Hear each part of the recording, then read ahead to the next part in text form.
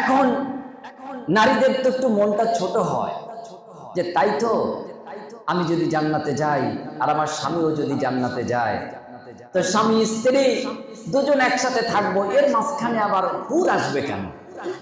মন ছোট, কিন্তু জান্নাতের মধ্যে গেলে ছোট মন আর থাকবে না। আমার মা, আমার বোন, ভয়ের কোনো কিছু নেই। আপনার মন তখন প্রশস্ত হয়ে যাবে, অনেক বড় হৃদয়ের মালিক আপনি হয়ে যাবেন, অনেক হৃদয়ের মালকিন আপনি হয়ে যাবেন। আপনি যখন জান্নাতের মধ্যে স্বামী এবং স্ত্রী দুজনে থাকবেন, তখন আপনি মন থেকে আশা করবেন একটু হুর আসুক। দুনিয়ায় তো আমার স্বামীটা একটু ড্যান্স হাঙ্গামা কোনোদিন দেখতে পারেনি, আজকে একটু ড্যান্স দেখো, একটু নাচ গানা হোক। এখানে আপনি স্ত্রী আপনি চাইবেন, অমনি হুরেরা এসে হাজির হয়ে যায়। আপনি স্ত্রী হয়ে যাবেন ৭২ খানা হুরের মধ্যে সর্দার নেই। সুবহানাল্লাহ ওয়া বিহামদিহি সুবহানাল্লাহ। আপনি হবেন লিডার, আপনি নেতৃত্ব দেবেন। ওখানে নাচ হবে, গান হবে, মিউজিক হবে, জান্নাতি পবিত্রতম ব্যবস্থাপনার মধ্যে ৭২টা হুরের মধ্যে আপনি স্ত্রী যদি জান্নাত নসিব হয় আপনার, আপনি হয়ে যাবেন আপনার ওই স্বামীর যত আনন্দের বিষয় আছে সমস্ত আনন্দের অধিনায়ক। আপনি হয়ে যাবেন লিডার, আপনি হয়ে যাবেন নেত্রী। এখন আপনি স্ত্রী হিসেবে একটু চিন্তা করেন যে আপনার অবস্থা সেই দিন কি হবে। আপনি তো সেই দিন নেত্রী। হুরিদের চেহারা এত সুন্দর একদিন বিবরণ দিয়েছি। এখন আমার মা বোন ভাবতে পারে যে তাদের চেহারা যদি এত ভালো হয়, তাহলে আমার স্বামী আমার দিক তাকাবে কেন? আল্লাহ নবী সাল্লাল্লাহু আলাইহি ওয়াসাল্লাম বলছেন, আল্লাহ সুবহানাহু ওয়া তাআলা জান্নাতীদের জন্য কি রেখেছেন? ওয়ালাহুম ফিহা আজওয়াজুম মুতাহহারাতুন ওয়া হুম ফিহা খালিদুন। জান্নাতীদের জন্য পাক ও পুত পবিত্রতম স্ত্রী জান্নাতের মধ্যে রাখা হয়েছে। এই আয়াতের তাফসীর কারকগণ বুঝিয়েছেন, এখানে ওই স্ত্রী সর্বাধিক, ওই স্ত্রী অগ্রাধিকার পাবে যে স্ত্রী তার দুনিয়ায় স্ত্রী হিসেবে ছিল, জান্নাতি হয়েছে। আজকে সে সেখানে পাক ও পুত পবিত্র এবং সব থেকে বেশি শ্রী সৌন্দর্যমণ্ডিত করে আল্লাহ রাব্বুল আলামিন হুরেদের সামনে ওই স্বামীর স্ত্রীকে পেশ করবেন। হুরেদের যতটুকু চেহারা ছবি ভালো হবে, তার থেকে কয়েক গুণ বেশি চেহারা সুরাত আল্লাহ রাব্বুল আলামিন ওই স্ত্রীকে বৃদ্ধি করে দেবেন। হুরেদের থেকেও দেখতে ভালো হবে জান্নাতি স্ত্রী।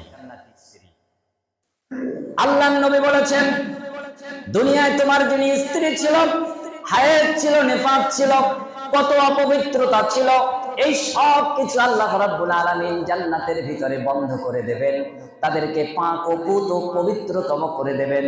হুরেদের যেমন হায়েজ নেফাস নেই, তাদের যেমন মাসিক নেই, তাদের যেমন পেশাব পায়খানা নেই। দুনিয়ায় যে তোমার স্ত্রী ছিল, আমালে সালেহ করার মাধ্যমে আল্লাহর রেজামন্দি অর্জনের মাধ্যমে ওই স্ত্রী জান্নাতে পৌঁছে গিয়েছে। ওই জান্নাতের মধ্যে তোমার স্ত্রীকেও আল্লাহ রাব্বুল আলামিন এসব নাপাকি থেকে পাক ও পুত করে দেবে। এই হলো পবিত্রতম স্ত্রী। তোমার চেহারা হুরদের থেকে ভালো, পাক ও পবিত্র। রাসূলুল্লাহ সাল্লাল্লাহু আলাইহি ওয়াসাল্লাম যখন এই বিবরণ দিচ্ছেন, তখন আল্লাহর নবীর একজন সাহাবী বললেন, ইয়া রাসূলুল্লাহ, জান্নাতের মধ্যে আপনি বললেন বিরাট বড় বড় পাখি একজনই খেয়ে ফেলবে, বিরাট বড় বড় মাছ একজনেই খেয়ে ফেলবে। ইয়া রাসূলুল্লাহ, এই খাবারগুলি যাবে কোথায়? এই খাবারগুলি কোথায় যাবে? আল্লাহর নবী সাল্লাল্লাহু আলাইহি ওয়াসাল্লাম বললেন, সাহাবীরা, জান্নাতি সে যখন খাবে, তার প্রত্যেকটি লোমের গোড়া দিয়ে যে ছিদ্র আছে, এই ছিদ্র দিয়ে ঘাম আকার নিয়ে খাদ্যগুলি বেরিয়ে যাবে। আর সে যা খেতে চায় গলা পর্যন্ত খাওয়ার পর একটা ছোট্ট ঢেকুর দেবে, এক ঢেকুরে পেটের মধ্যে যা ছিল আল্লাহ সব হজম করে দেবেন। সুবহানাল্লাহ। ও সাহাবীরা, শুধু এই ঢেকুর তো দিলে মনে করো না যেটা দুনিয়ার ঢেকুর। দুনিয়ার ঢেকুরেতে গন্ধ আসে, আর এই জান্নাতি ব্যক্তি পেট পুরে খাওয়ার পর যে ঢেকুর তুলবে, এই ঢেকুরে মিশকে আম্বরের সুঘ্রাণ জান্নাতের মধ্যে ছড়িয়ে যাবে। সুবহানাল্লাহ। জান্নাত দ্বিতীয় গেটে যে জান্নাতের মধ্যে বসে পড়েছে, হাঁটু গেড়ে বসে পড়েছে। উট যেমন হাঁটু গেড়ে বসে পড়ে, সহজে তোলা যায় না, ওই রকম ভাবে হাঁটু করে বসে পড়েছে। আর আমাদের ভালো দরকার নেই, এই যা পেয়েছি অনেক। ফেরেশতারা বলছেন, রব্বুল আলামিন তোমার বান্দা বসে পড়েছে, আমরা তো বিপাকে পড়ে গেছি। আল্লাহ তখন বলবেন, ফেরেশতারা যা দায়িত্ব দিয়েছি পালন করো। তাদেরকে তোলা হবে, ধাক্কিয়ে ধাক্কিয়ে সম্মানের সহিত তিরকিও কেটে নেওয়া হবে। আরো সৌন্দর্য মণ্ডিত জান্নাতের ভিতরে প্রবেশ করেছে।